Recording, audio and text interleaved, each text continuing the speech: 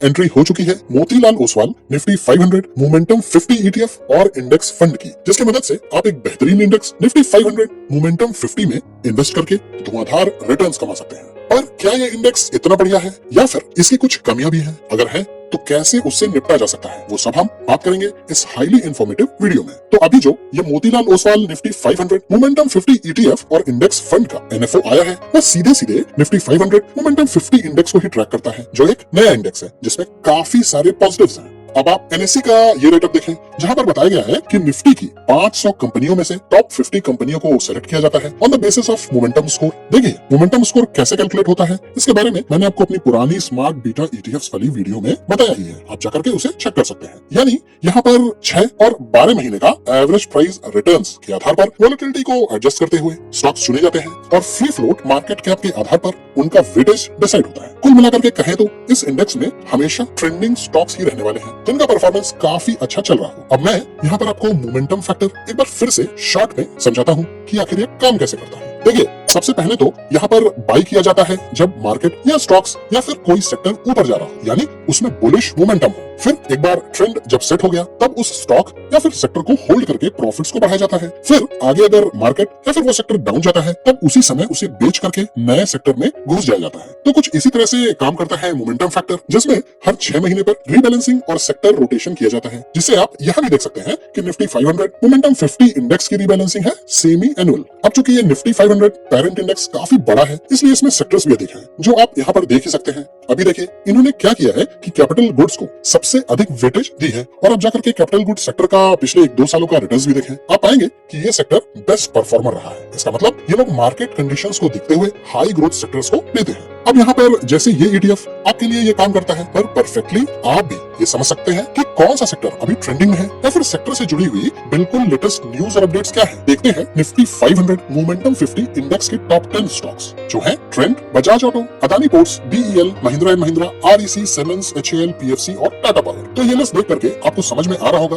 कि टॉप 10 में ही large, mid और स्मॉल कैप का मिक्सचर है, जो बनाता है इस इंडेक्स को एक बेहतरीन मल्टी कैप या फ्लेक्सी कैप इंडेक्स के जैसा। तो मैंने आपको इस वीडियो की शुरुआत में जो दिखाया था वह मोतीलाल ओसवाल भी कहता है कि अगर किसी ने 1 लाख रुपए 20 साल पहले निफ्टी 50 में इन्वेस्ट किए होते तब उसकी वैल्यू अभी 15 टाइम्स हो जाती। वहीं पर निफ्टी 500 मोमेंटम 50 में हो जाती 76 टाइम्स, जो काफी बड़ा है। पर भैया अभी तक तो ये इंडेक्स था ही नहीं, तो कमाते कैसे? पर चिंता की कोई बात नहीं, अब तो ये नया इंडेक्स भी आ गया है और इस पर बेस्ड ईटीएफ और इंडेक्स फंड भी आ चुका है। पर क्या गारंटी है कि इसकी जो पास्ट परफॉर्मेंस है वो फ्यूचर में भी रिपीट हो? ये बढ़िया प्रश्न है। देखिए जो भी नए इंडेक्स बनते हैं, जैसे ये निफ्टी 500 मोमेंटम 50, उनके पुराने डेटा को लेकर के बैक टेस्टिंग की जाती है और सिमुलेट कर करके देखा जाता है कि पास्ट में अगर ये इंडेक्स होता तो कितना रिटर्न्स देता। देखिए ये वैल्यू काफी हद तक सही रहती है और एनएससी पर आप इसे देख भी सकते हैं। पर यहाँ करना क्या होता है कि लॉन्ग टर्म का एवरेज सीएजीआर को ही पकड़ना ठीक होता है, ना कि शॉर्ट टर्म रिटर्न्स को, समझे आप? तो इसी बात पर चलिए आपको निफ्टी 500 मोमेंटम 50 के सिमुलेटेड या बैक टेस्टेड रिटर्न्स दिखाता हूँ। देखिए एनएससी डेटा के हिसाब से 1 साल में 69.5%, 5 साल में 35.7 और करीब 20 सालों में जब से इस इंडेक्स की बेस वैल्यू ली गई है तब से करीब 25% के रिटर्न दे चुका होता। अब यहाँ पर एक बात गौर करें, चूंकि ये डेटा 2005 से है तो इस इंडेक्स के कैलकुलेशन ने 2008 और 2020 के बड़े क्रैश को भी देखा होगा, और उसके बाद भी तकरीबन 25% का एवरेज सीएजीआर, ये तो खतरनाक रिटर्न्स है। पर इसे देख करके हम ये तो एक्सपेक्ट कर ही सकते हैं कि लॉन्ग टर्म में ये 20+% का एवरेज सीएजीआर तो देगा ही, ऐसा मुझे लगता है। अब खास आपके लिए मैं यहाँ पर एक रिटर्न कंपैरिजन लेकर के आया हूँ जो आपके काफी काम आएगा। मैंने यहाँ पर निफ्टी 500 मोमेंटम 50 का कंपैरिजन निफ्टी 50, इसके पेरेंट इंडेक्स निफ्टी 500 और एक और बढ़िया इंडेक्स निफ्टी 200 मोमेंटम 30 से भी किया है। देखिए 1 साल का रिटर्न्स दोनों मोमेंटम इंडेक्स का बेस्ट है, चाहे वो निफ्टी 500 हो या फिर निफ्टी 200। फिर आता है निफ्टी 500 का रिटर्न और लास्ट में आता है निफ्टी 50। अब अगर हम थोड़ा लॉन्ग टर्म चले यानी कि 5 साल, तो कहानी थोड़ी अलग हो जाती है। देखिए यहाँ पर निफ्टी 500 मोमेंटम 50 का रिटर्न्स सबसे अधिक है 35.7%, फिर निफ्टी 200 मोमेंटम 30 का तकरीबन 30.5, फिर निफ्टी 500 और अगेन लास्ट में निफ्टी 50। अब पिछले 20 साल रिटर्न्स देखें तो फिर से निफ्टी 500 मोमेंटम 50 फर्स्ट हुआ और लास्ट निफ्टी 50।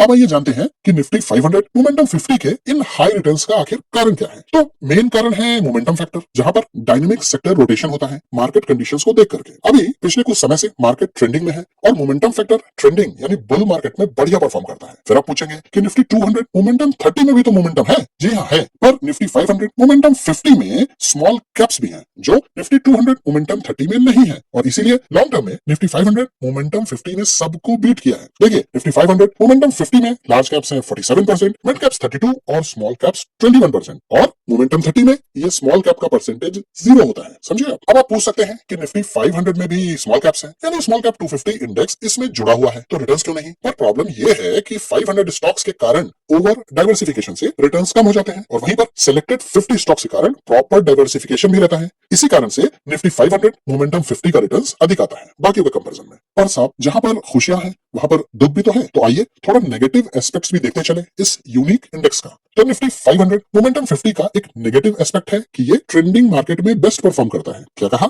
ये नेगेटिव है? जरूर कुछ गलती हुई है। यही पॉइंट तो पॉजिटिव में भी बताया गया था। जी हाँ, यही पॉजिटिव है और यही नेगेटिव भी है, क्योंकि ये इंडेक्स केवल ट्रेंडिंग और कुछ हद तक रिकवरी मार्केट्स में ही बढ़िया परफॉर्म करता है, और अगर मार्केट डाउन रहता है तो इसमें जो गिरावट होती है वो बाकी इंडेक्स की अपेक्षा सबसे अधिक होती है। ये ध्यान रखें। इवन अगर मार्केट साइडवेज भी होता है तो भी इंडेक्स अच्छा परफॉर्म नहीं करता। यहाँ पर ध्यान रखें कि शॉर्ट टर्म में, मैं फिर से रिपीट करता हूँ कि शॉर्ट टर्म में इस इंडेक्स की वोलेटिलिटी सबसे अधिक होती है। तो इस इंडेक्स में इन्वेस्ट करने का सही तरीका क्या है? सिंपल है, लॉन्ग टर्म इन्वेस्टिंग। यानी मार्केट को ट्रैक करने की जरूरत नहीं है कि कब गिर रहा है। हाँ, जब भी गिरता है तब आप एवरेज करें, जिससे रिकवरी के समय आपका रिटर्न्स काफी बढ़ जाए। अब आप यहाँ पर देखिए, यही बात मोतीलाल ओसवाल ने अपने इस स्लाइड में बताई है कि कैसे बुल मार्केट फेज में निफ्टी 500 मोमेंटम 50 का रिटर्न्स अधिक है निफ्टी 50 से। वहीं पर इसमें गिरावट भी अधिक होती है स्मॉल और मिड कैप्स के कारण, पर रिकवरी फेज के दौरान ये रिटर्न्स काफी अच्छे देता है, और इसके आगे बुल मार्केट में तो ये नंबर 1 है ही। अब मोमेंटम के अलावा भी एक और फैक्टर है जो मोमेंटम के जैसा ही काम करता है। कौन सा है वो फैक्टर? आपको वो कमेंट करके बताना है। तो बात आती है कि आप इस इंडेक्स में इन्वेस्ट कैसे करेंगे। तो इसका जवाब है कि अभी मार्केट में नया एनएफओ आया है जिसका नाम है Motilal Oswal Nifty 500 momentum 50 index fund, और ये 18 सितंबर तक ओपन रहेगा। ये एक इंडेक्स फंड यानी एक म्यूचुअल फंड है, पर अगर आप इस इंडेक्स के ईटीएफ में इन्वेस्ट करना चाहते हैं तब ये 16 सितंबर से 18 सितंबर के बीच में खुलेगा। तो आगे अब आपकी मर्जी है, आप चाहे तो म्यूचुअल फंड के थ्रू इन्वेस्ट करें या फिर ईटीएफ के थ्रू भी इन्वेस्ट कर सकते हैं। पर हाँ, ध्यान दें, यहाँ पर मेरी कोई इन्वेस्टमेंट की राय नहीं है।